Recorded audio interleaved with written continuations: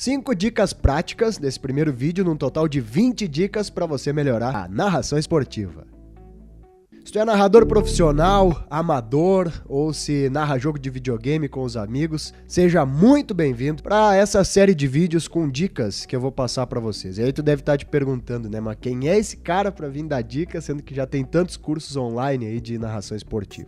Na verdade, eu decidi fazer esses vídeos porque eu acredito que a gente não deve ficar pra gente com aquilo que a gente teoricamente sabe fazer. Eu tenho 37 anos, desses 37, 23 eu narrei futebol. E foi só isso que eu fiz da vida.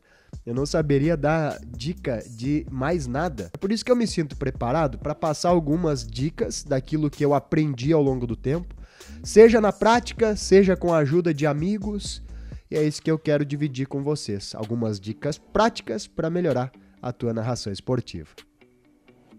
E a primeira coisa que eu quero te dizer é que a narração esportiva é uma arte. E isso é como cantar, é como tocar o violão. Portanto, requer dom. Aí tem os bons, tem os mais ou menos, tem os ruins e tem os estilos. Por isso já deixo até uma primeira dica bônus aí pra você. Tenha o seu estilo e não se importe em agradar a todos. Tu vai ter o teu estilo de narração e muita gente não irá gostar. A Sport Serra, que é esse canal que eu peço inclusive que você se inscreva e deixe o seu like no YouTube, ela não tem a maior audiência dentre as emissoras que transmitem futebol em Caxias do Sul. Porém, ela tem a maior taxa de retenção, talvez, do Brasil, em relação aos internautas que conectam e começam a assistir o jogo. Ou seja, as pessoas ficam ali com a gente 2 horas durante a transmissão, do início ao fim. Isso é sinal de que as pessoas se agradam da transmissão.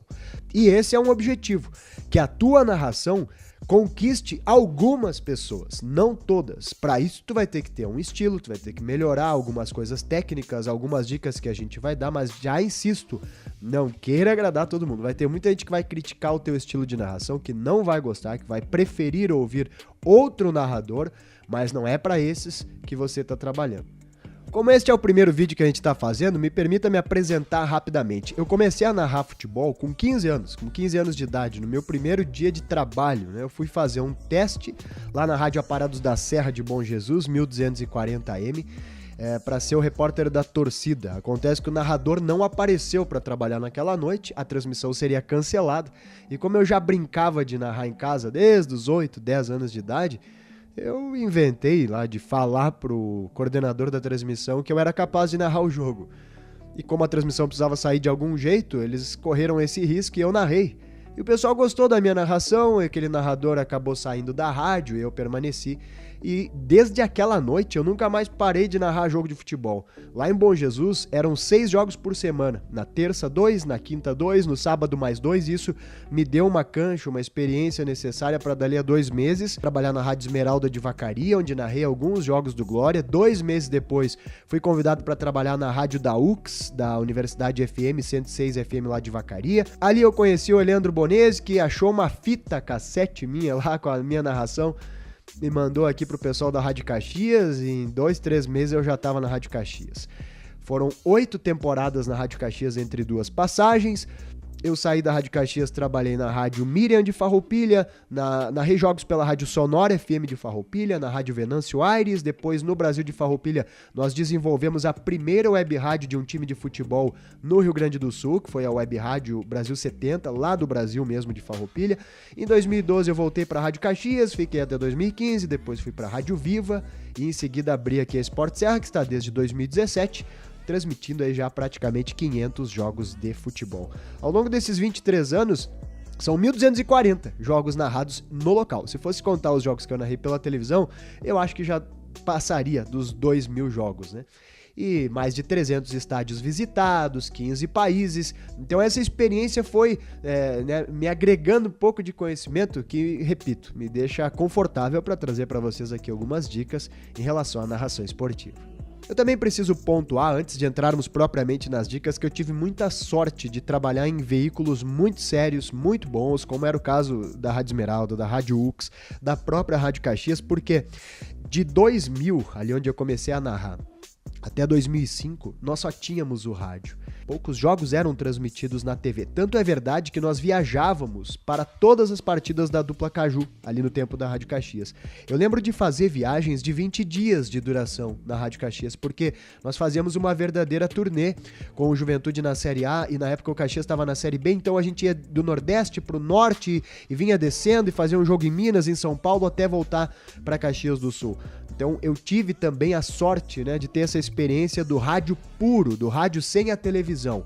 E mais do que isso, tive a sorte de trabalhar com profissionais muito exigentes, pessoas que avaliavam o nosso trabalho. Na Rádio Caxias, toda segunda-feira, tinha uma reunião na sala do chefe de esportes, que foi o Alessandro Valim, depois o Marcos Vaz, com uma série de observações que eles faziam para que a minha narração fosse evoluindo.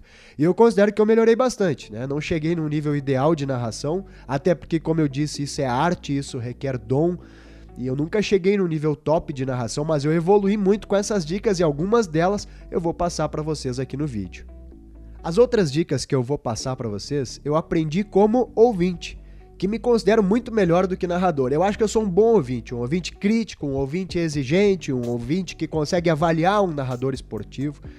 E ao longo desses 23 anos narrando, eu muito ouvi, só que eu sou um ouvinte ainda mais experiente. Eu ouço rádio desde, 1 ano de idade.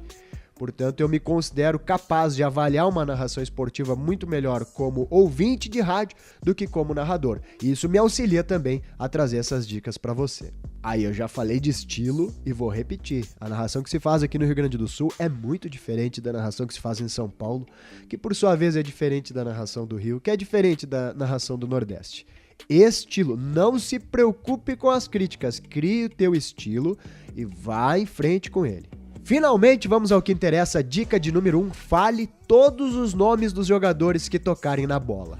Esse é um estilo de narração que eu aprendi me inspirando no Armindo Antônio Ranzolin, que tomava o cuidado de falar pelo menos o nome do jogador que tocou na bola. Nem que não diga a ação, o ideal é falar o nome e a ação que ele fez, se ele dominou, se ele chutou, se ele tocou, se ele inverteu a bola.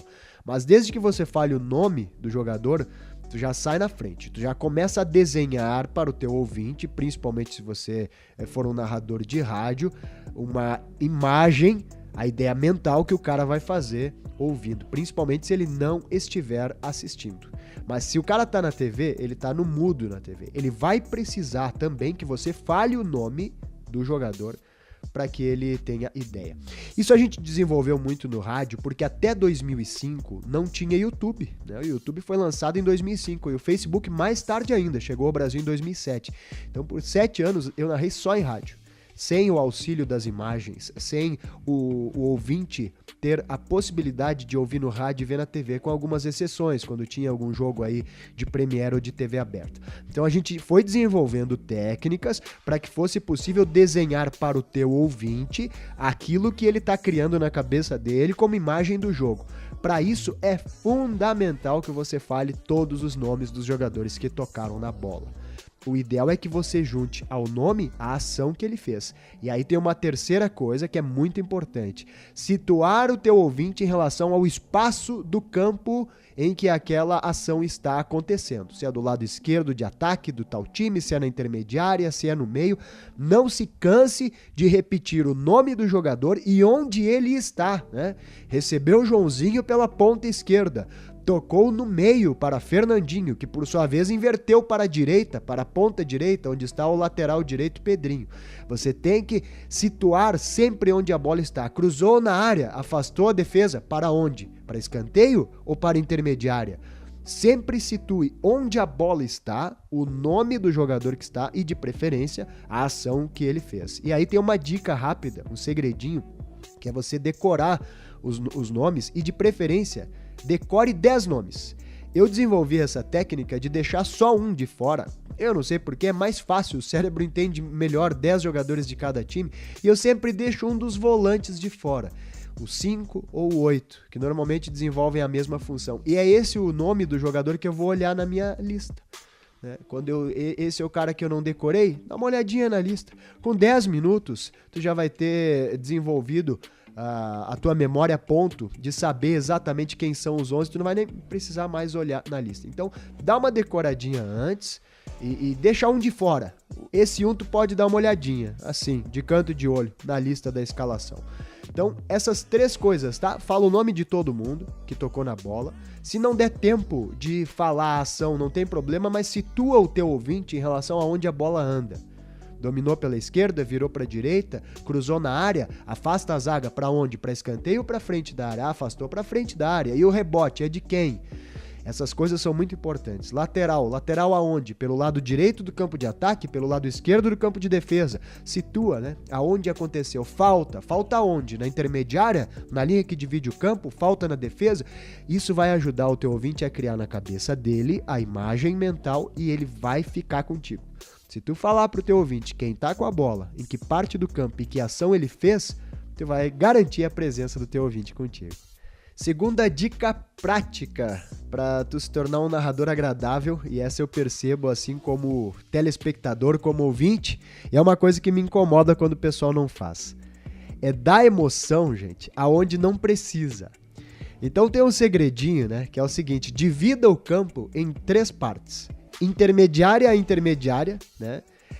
Ali é onde o jogo vai acontecer 90%, portanto você não precisa forçar a garganta para ficar gritando quando a bola estiver de intermediária a intermediária, certo? Tem uma segunda faixa que vai da intermediária até a risca da área, aí você começa a acelerar um pouquinho e subir o tom, que é isso que vai dar emoção. Eu já vou explicar para vocês como que sobe um tom na tua narração. E da área para dentro, aí sim é que tu vai acelerar e subir mais um tom, porque tu vai começar a criar no teu ouvinte a ideia de que a bola tá realmente em perigo de gol, que o time está atacando a ponto de fazer o gol. Então divida o campo nessas 3 áreas e não acelere e não grite quando a bola estiver no meio. Gente, não tem coisa mais chata do que narrador que dá emoção quando não é para dar. A bola tá lá no meio do campo, o cara tá gritando, o ouvinte presta atenção, é agora. Não, a bola está lá no meio do campo, não tem perigo nenhum de gol. E o cara já tá gritando, o cara já tá subindo o tom. Eu vou deixar 2 exemplos de gols recentes aí que a gente narrou. Um do Juan aqui do Juventude e o outro do Heron do Caxias. Repare que a gente vai num ritmo de narração quando a bola está no meio, a gente acelera um pouquinho da intermediária e sobe um nívelzinho de tom da intermediária até a risca da área, e quando a bola entra na área que realmente vai sair um lance perigoso, aí a gente acelera a narração e sobe de vez o tom preparando para gritar o gol. Então, divida o campo em 3 partes e não grite e não dê emoção se não precisa. Se a bola tá na intermediária ou no meio do campo, narre em ritmo normal, vai poupar a tua voz e vai segurar o teu ouvinte. Seguem os exemplos aí dos 2 gols e repare nisso. A gente vai acelerando a partir do momento que a bola vai se aproximando do gol. Vai subindo de tom, são 3 tons de narração. Um no meio, um da intermediária até a risca da grande área e outro da risca da grande área até o gol. Não acelere quando não precisa. Boldrin devolve a bola para Jadson, Jadson faz a inversão de jogada para Emerson Santos faz a bola chegar para David da hora botou para Juan, na cara do goleiro, foi para cima, passou pelo goleiro, vai marcar, bateu e é gol!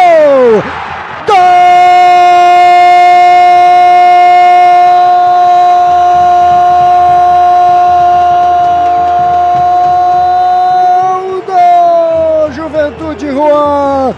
Quando eram jogados 6 minutos do segundo tempo, delira a papada no Alfredo Jaconi, cria da casa, o garoto de 17 anos faz um belo gol, ótima assistência de David da hora, festa na Jaconeira, Ferradura Sul sempre dá certo, Juventude empata, o jogo é gol de Juan agora, 1 para o Juventude, 1 também para o Botafogo, a história do gol, conta você! Jean Dias recebeu no bico da área, trabalhou por dentro, jogou a bola agora sim pro Peninha, aí tem que sair a qualidade do Peninha, Peninha toca a bola para Jean Dias tem espaço para evoluir, preferiu trazer por dentro, entortou o marcador, cruzou de esquerda, é boa para Heron, é só fazer de cabeça, gol! Gol! Gol!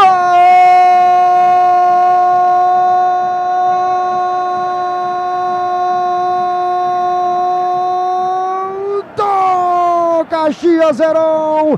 Quando eram jogados 47 no primeiro tempo, delira Massa Grená, é gol do Caxias!